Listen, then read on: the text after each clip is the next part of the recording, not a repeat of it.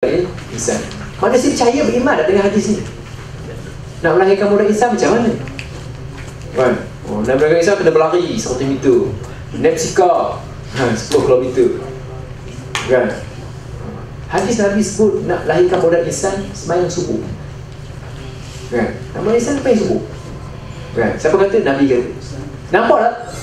Kok mana boleh rasional? Macam mana rasional nak sembahyang subuh boleh modal insan? Tak nampak. Nak rasional pun nak modal insan. Oi, kenalah bayar skill. Nak bayar insan kenalah. Bukan menafikan, tetapi ialah perkara itu yang perlu diterapkan di elemen penting. Sebab kalau tak sembahyang subuh, jadi kawan kau yang rasuah. Jadi cikgu yang culas. Jadi anak murid yang lambat hantar assignment.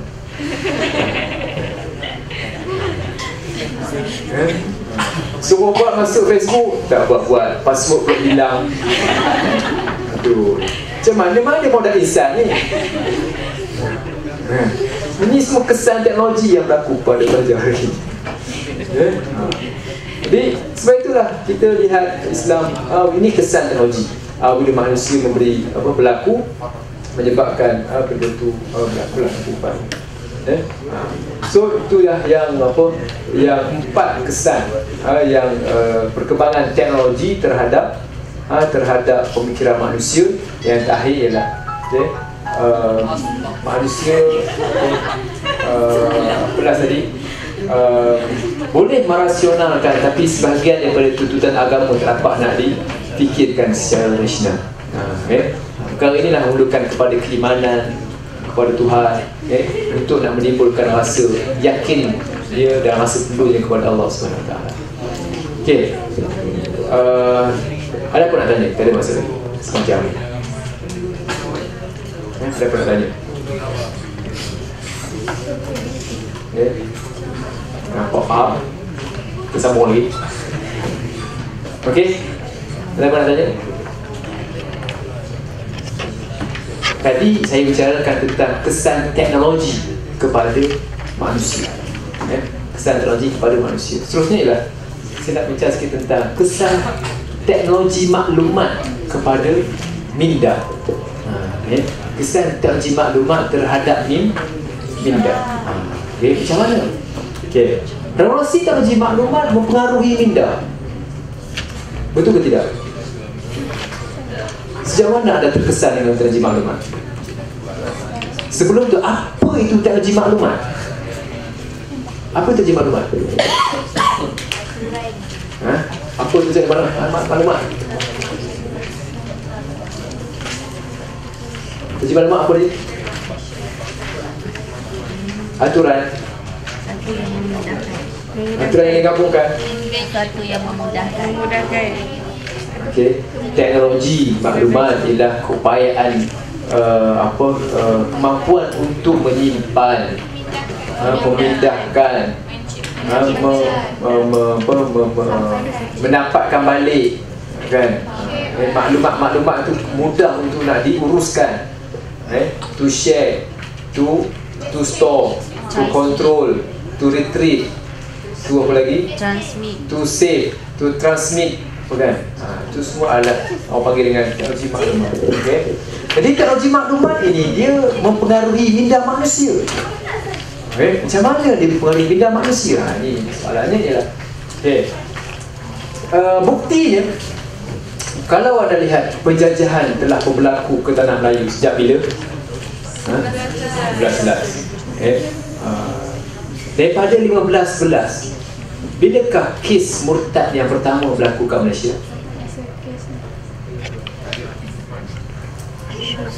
Bilakah kes murtad yang pertama berlaku di Malaysia? Dina Joy, Siapa Bukhari? Apa dia? Kes murtad yang pertama berlaku kat Malaysia bila?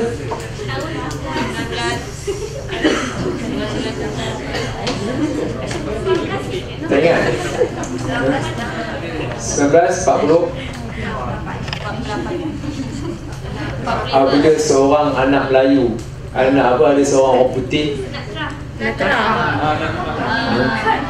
Kisnatra kan? Saya tak pasti tahun 40-an ke 50-an, mesti 50-an tu yang berlaku, yang apa, dia seorang orang putih yang dibela oleh orang Melayu. Siapa nama dia? Nama orang Melayu siapa dia? Nama perempuan tu Natra Abdul Kadir Adabi, yang memelihara perempuan ini.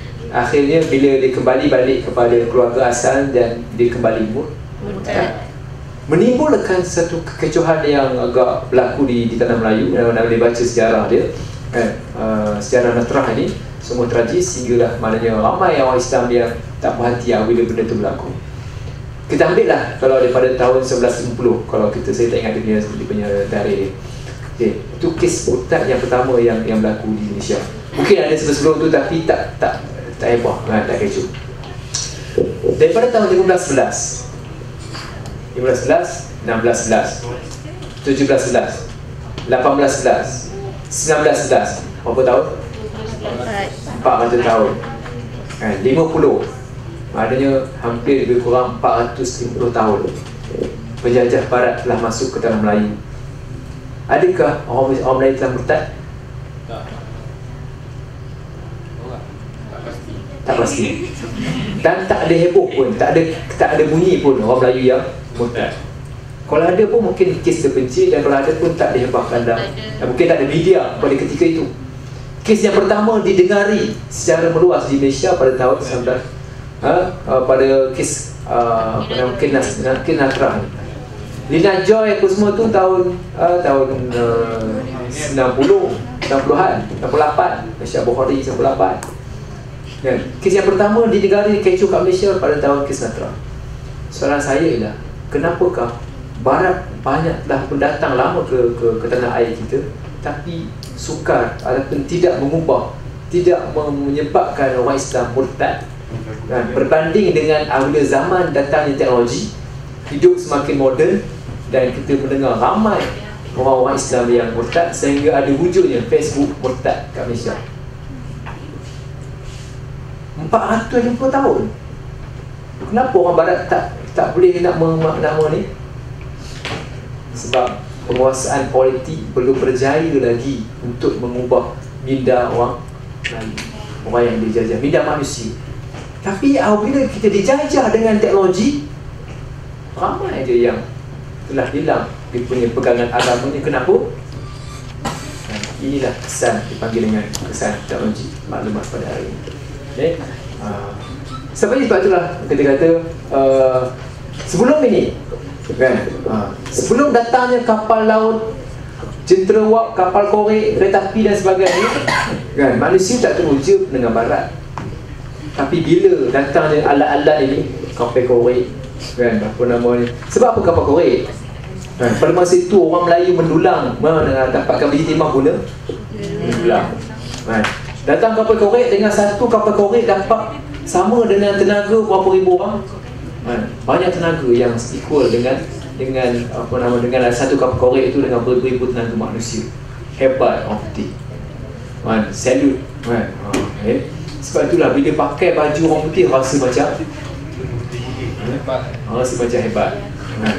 Jenama bersikap, jenama apa kan, rasa macam hebat. Ni yang okay. Sehingga meninggalkan kesan besar terhadap minda orang Melayu. Orang putih orang putih hebat. Orang putih hebat. Dahlah kita tengok usaha untuk nak mengkristenkan Islam wujud dalam pada tahun 1911, 12 dan 13, bila adanya Penang Free School, bila adanya Malacca Free School kan. Tapi sekolah-sekolah ni akhirnya orang Melayu boycott. Sebab apa? Orang Melayu kata ini jahat, sekolah jahat ni.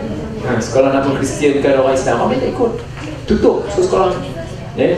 Sebab saya katakan bahawa ialah usaha mengkristiankan orang Melayu, menerusi politik gagal, tapi berjaya menerusi penjajahan minda teknologi.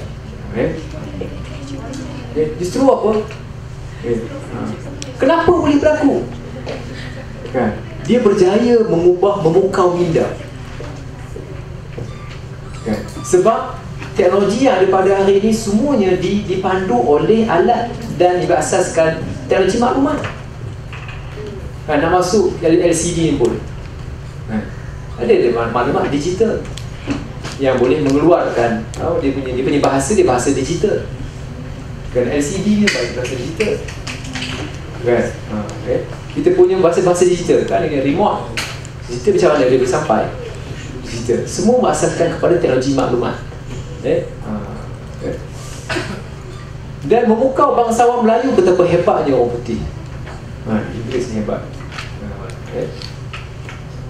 Jadi sebagaimana dulu kapal korek, kereta api dulu memberikan kesan kepada minda orang Melayu, sehingga orang Melayu merasa perlu hebatnya barat. Itu juga teknologi yang pada hari ini, teknologi maklumat pada hari ini pun turut memberikan kesan kepada minda orang Melayu. Artinya tadi dah saya sebutkan betapa ramai orang yang banyak orang Islam yang murtad kan, hasil maknanya bila berada dalam zaman teknologi maklumat yang ada pada hari ini. Dia mengubah cara kita berfikir, cara bekerja, cara buat keputusan, berbanding dengan dulu maknanya dia punya limited. Sekarang ni macam-macam. Nilai maklumat tu pun sudah pun berbeza. Nilai maklumat tu pun sudah pun berbeza. Dulu maklumat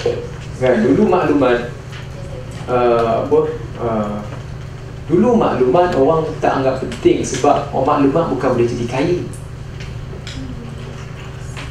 Dulu maklumat boleh jadi kaya. Orang dulu nak kaya kena banyak benda, kena banyak kena banyak kebun getah, kena banyak tanah. Sekarang ni ada ke tanah? Tanah pun semakin mahal. Orang pun hidup tanah sikit, orang kena makin ramai. Sebab itulah hikmah Tuhan ciptakan mati je. Hikmah Tuhan ciptakan mati. Kalau orang tak mati-mati macam mana? Umur berapa? Umur saya 1400 tahun. Tak mati lagi, belum mati lagi. Umur berapa? Umur dekat 2100 tahun. Apa dah. Ramai orang tua dah ulang-lara lalu. Hikmah Tuhan ciptakan mati dengan rasa mati ni satu benda yang ni.